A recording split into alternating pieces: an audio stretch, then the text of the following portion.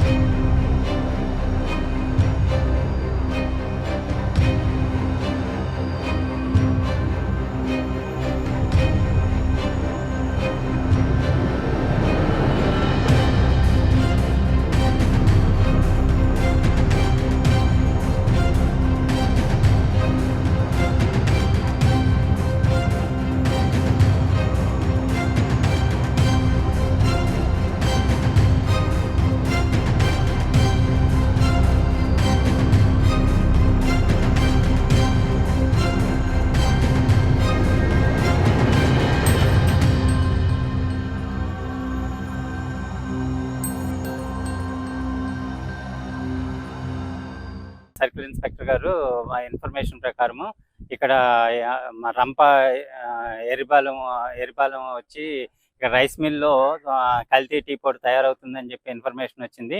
దాంతో వచ్చి మేము అంతా కూడా చెక్ చేసాము. అక్కడ సుమారుగా ఒక 31 బ్యాగ్ తయారైన అదే టీ పౌడర్ లాగా కనిపించిన కల్తీ టీ పౌడర్ ఒకటి కనిపించింది. అదే దాన్ని తయారు చేయడానికి కావాల్సిన సోడియం కార్బోనేటు, మిగతా క్యాషు పౌడరు, అటువంటి ఒక 4 రకాలు రా మెటీరియల్ అన్నీ దొరికినవి. అన్నిటినీ సీజ్ చేసాము.